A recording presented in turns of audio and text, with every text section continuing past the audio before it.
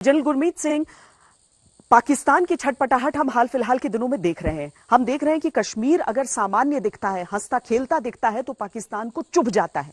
क्या हम इस कड़ी में समझें ये पाकिस्तान का रिएक्शन कि वो इस तरह के हमलों को करके और उसके बाद वो चाहता है ये दिखाना अंतर्राष्ट्रीय समुदाय को कि यहां पर सब कुछ ठीक नहीं है? बिल्कुल श्वेता जी, आपने ठीक कहा। देखिए, ये जो हुआ है जम्मू में टेक्निकल एरिया एयरफोर्स की जगह के अंदर में, ये एक डेलिब्रेट, स्पेसिफिक और टाइम्ड है।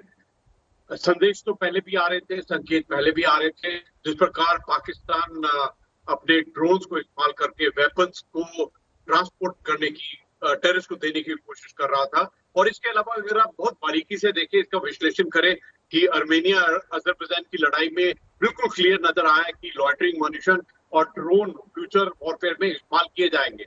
और इसके अलावा पाकिस्तान भी वहां पर गया था अपनी सहयोग देने के लिए। उसके बाद में इजराइल में अगर देखें, इजराइल और हमास के बीच में, तो वहां पर भी ड्रोन बड़ी मात्रा के अंदर में अटैक के लिए इस्तेमाल किए गए थे। वहां पर भी पाकिस्तान हमास को ट्रेनिंग करने की कोशिश करता है। और उसके अलावा जो चीन से इसको मदद मिलती है ड्रोन के बारे में, इन सब का अगर आप लबोलब आप देखें तो ये पाकिस्तान ने अभी जो अगर इन्वेस्टिगेशन हो रही है, लेकिन अगर ये संकेत जाते हैं कि ड्रोन अटैक किया है, तो पाकिस्तान आर्मी, आईएसआई और टेररिस्ट ग्रुप ने एक, मैं कहूंगा, एक स्तर, लड़ाई का स्तर, टेररिज्म और कॉन्फ्लिक्ट का स्तर बढ़ा दिया, एक बार बढ़ा दी है। देखिए, ये भारतीय सेना के लिए ये जो हमला हुआ है, मैं कहता हूं ये एक सिक्योरिटी चूक है। ये अवश्य एक सिक्योरिटी ब्रीच है।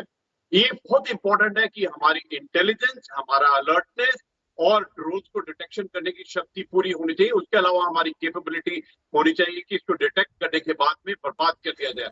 आपने देखा कि मई इस साल के अंदर में इजराइल ने किस प्रकार जो हमास के ड्रोन थे उसको बर्बाद किया। उसी प्रकार हमारी भी जो काबिलियत है उसको एकदम पुख्ता करना पड़ेगा। और बड़ी बात यह है, देखिए, अभी पाकिस्तान जिस प्रकार से नहीं, और हमारी काबिलियत है भी। जी जी जी, एब्सोल्युटली, हमारी काबिलियत है भी जनरल गुरमीत सिंह। हम यहाँ पर अगर हम पाकिस्तान की इस हिमाकत की चर्चा कर रहे हैं जनरल सिवाच, तो हम ये भी देखें कि उसका जो एरिया ऑफ ऑपरेशन है बड़ा लिमिट हो चुका है। एलओसी पर वो फायरिंग कर नहीं सकता है क्योंकि एफएटीएफ में उसके बाद वो ग्रे से वापस ब्लैकलिस्ट की तरफ शिफ्ट हो जाएगा। आतंकियों पर किस तरीके से अंकुश लगा दिया गया है कश्मीर घाटी में, वो भी देख रहा है। अब जम्मू को वो टारगेट करके वो बहुत सारे और संदेश देना चाहता है, और किसी भी सिक्योरिटी इंस्टॉलेशन को इस तरीके से टारगेट करके पाकिस्तान के तो कई हित साधे जाते हैं। जनरल सिवाच, बिल्कुल ठीक बोला। देखो श्वेता, इसने एक चीज से बहुत जो है एक प्रकार आपको जवाब दिए हैं। एक तो ये दिखाया कि इंटरनेशनल कम्युनिटी को जो भी कुछ कश्मीर घाटी में हो रहा है वो बिल्कुल ठीक नहीं हो रहा है, वहां पर भी प्रॉब्लम है। और ये जब हम दिखा रहे हैं कि एक रोड मैप डेवलपमेंट के लिए जा रहा है, जिस प्रकार से प्रधानमंत्री ने दूसरी पार्टियों से किया, तो एक प्रकार उसके ऊपर वो क्वेश्चन मार्क कर रहा है। और दूसरा जो इंपॉर्टेंट चीज है, ये एक सच्चाई है कि ड्रोन आने वाला हथियार है और ये एक चीप ऑप्शन है, और इसको हम इसका काउंटर मेजर निकालना पड़ेगा। हम ये नहीं कह सकते कि ड्रोन एक छोटा है क्योंकि ये रडार में नहीं आएगा, ये लो फ्लाइंग है तो इसको डिटेक्ट नहीं कर सकते। इसका मतलब ये मानना है कि कल को कहीं भी कहीं अटैक हो जाएगा,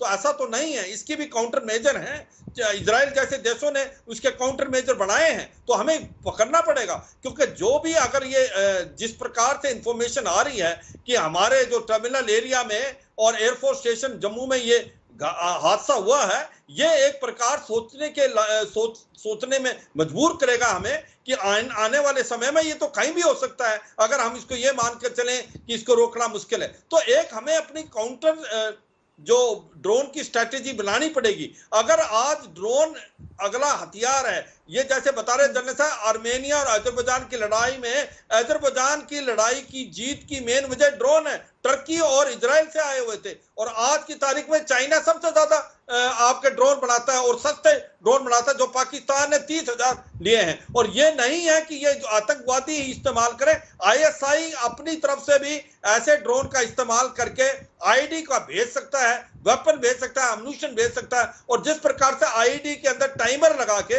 वो आपका एक प्रकार बॉम्ब का काम कर सकता है। तो हमें एक सोच विचार करना पड़ेगा इसके लिए। हम इसका ये डिफेंस नहीं ले सकते कि भाई ड्रोन को डिटेक्ट करना मुश्किल है। ड्रोन को डिटेक्ट करना मुश्किल हो सकता है, मगर आपको अपने जी वाकई जमीन से घुसपैठ नहीं कर रहे हैं, तो हवा से घुसपैठ अगर इस तरह से होगी तो ये तो बहुत चिंताजनक हो जाएगी बात, क्योंकि ड्रोन से अभी तक हथियार और ड्रग्स की बात होती थी जनरल दुआ, लेकिन अगर इस तरह से एक्सप्लोसिव्स अगर आईडी ड्रॉप किया जा सकता है, हालांकि अभी भी इसमें जांच पूरी होनी है, अभी जो शुरुआती इंफॉर्मेशंस मिल रही हैं जो सूत्रों के हवाले से और वहां पर जो एयरफोर्स ऑफिसर्स थे उनकी तरफ से जो बताया गया है, हालांकि आधिकारिक नहीं है, लेकिन फिर भी अगर इस तरीके से आईडी ड्रॉप हो सकता है तो ये तो बहुत बड़ा खतरा न सिर्फ जम्मू कश्मीर के इलाके के लिए बल्कि समूचे देश के लिए हो जाएगा। ये आने वाले समय में हमारी वल्नरेबिलिटीज एक्सपोज करता है, हमारे बेसिस, इंपॉर्टेंट इंस्टॉलेशन सब वल्नरेबल हो जाते हैं।